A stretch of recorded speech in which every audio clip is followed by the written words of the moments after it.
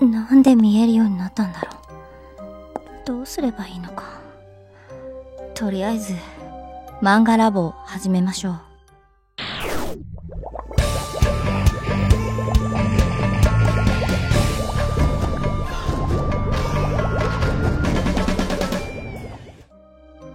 Et salut à tous et bienvenue dans ce nouveau Manga Lab. Bon, j'ai vraiment charbonné pour cet épisode suite à un petit défi que j'avais lancé sur Twitter. En gros, j'avais balancé une image dont il fallait deviner le nom de l'œuvre, et si quelqu'un trouvait, je m'engageais à faire une vidéo dessus dans la semaine. Bien, je pense qu'on peut dire que c'est un défi réussi. Donc franchement, n'hésitez pas à me suivre sur Twitter, il s'y passe pas mal de choses, ça me permet notamment de vous demander votre avis sur certains points, ou alors juste pour rester en contact et me voir raconter des conneries. Enfin bref, parlons peu, parlons bien. Aujourd'hui, on parle de Miyeruko-chan. Donc c'est un manga très récent de Tomoki Izumi, il a à peine un an, toujours en cours de publication et non édité en France. Il comporte à ce jour un peu moins d'une vingtaine de chapitres. Donc si un éditeur passe dans le coin, n'hésitez pas à essayer de choper cette licence pleine de potentiel. Alors, étant donné qu'il y a très peu de chapitres, ça va vraiment être compliqué d'en faire une réelle critique ou analyse, donc prenez cet épisode comme une vidéo bonus où je parle simplement d'un manga coup de cœur. Bon, commençons par le pitch de départ. On suit tout simplement ici le quotidien d'une jeune fille qui répond au nom de Miko. Et la particularité de celle-ci, c'est qu'elle s'est soudainement mise à voir des monstres, esprits, fantômes ou appelez ça ce que vous voulez. Alors, je sais, c'est un trope classique régulièrement utilisé dans les shonen, à la différence qu'ici, il n'y a pas de baston ou de super pouvoir. À défaut d'avoir de l'action, on a plutôt ici une comédie slice of life. En effet, Miko peut voir ces monstres et elle est tout simplement terrifiée. Et au lieu de se battre ou fuir, elle fait tout son possible pour garder son poker face, ce qui nous amène parfois à des situations vraiment très drôles.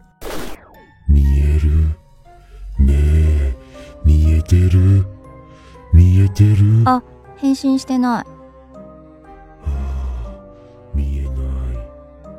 焦った。何これ。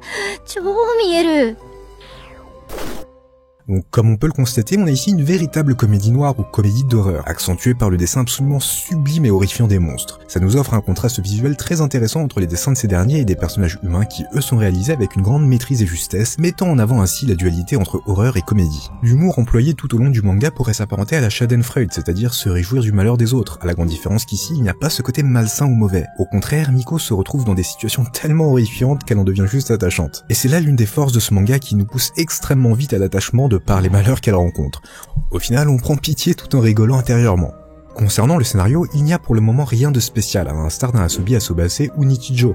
On se concentre ici essentiellement sur l'humour et chaque chapitre est presque indépendant des autres. J'ai bien dit presque parce que dans les derniers chapitres sortis, une tendance claire se dégage et on commence à entreapercevoir un fil directeur et un soupçon de développement. On pourrait donc s'attendre dans le futur à avoir un véritable plot, mais ça seul le temps nous le dira. Peut-être que son prénom Miko pourrait également s'apparenter au Miko des sanctuaires shintoïstes, donc à voir. Malgré tout, je resterai tout de même satisfait si l'on reste sur la formule actuelle, car outre l'humour, l'auteur au fil des chapitres commence à nous narrer de belles petites histoires sur certains fantômes, et certains moments nous mettraient presque la larme à l'œil. Et un peu à l'image d'un Shinigami no Ballad, le storytelling s'améliore à chaque chapitre et nous fait ressentir une myriade d'émotions. On sent réellement l'envie de l'auteur de faire plus que de la simple comédie.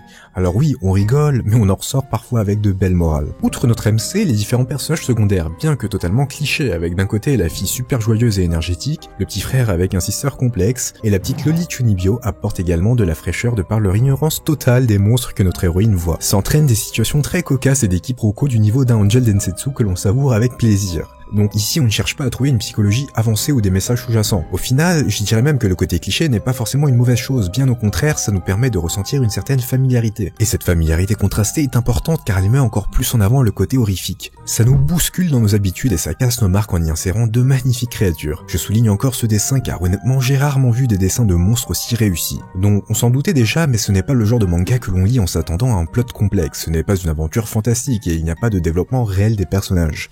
Ça reste avant tout de la comédie, c'est un manga qui nous transmet des émotions, du rire, de la tristesse ou de la mélancolie, tout en restant simple et totalement accessible. Donc il n'y a pas réellement de défaut majeur car l'auteur ne prend pas particulièrement de risques, il est sur une formule qui marche et par rapport à l'humour, ça passe ou ça casse en fonction des personnes.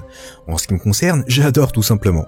Miyeruko-chan est un gros coup de cœur à mes yeux, mais peut-être que pour vous ce sera totalement naze, et je respecte, y a aucun souci, c'est complètement compréhensible de ne pas adhérer au même type d'humour. Pour conclure, c'est un manga que je recommanderais à tout le monde. Que vous aimiez les shonen, la baston, le yaoi, le sport ou ce que vous voulez, c'est le genre de lecture qui est susceptible de convenir à n'importe qui.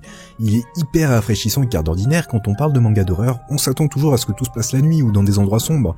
Et bien dans le cas présent, ça se passe presque tout le temps en pleine journée à la vue de tous.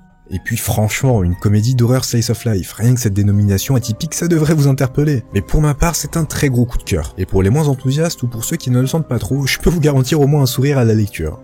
Allez, c'est la fin de cet épisode encore plus court que le précédent. À vrai dire, je m'étonne moi-même, je pensais pas avoir autant de choses à dire sur Mielo-ko-chan. Comme quoi, c'est la passion qui parle, on va dire. Du coup, comme d'habitude, si vous avez aimé la vidéo, n'oubliez pas de vous abonner et d'activer la petite cloche parce que, comme vous pouvez le constater, je redeviens vraiment actif et j'ai à cœur de rattraper toutes mes années de retard.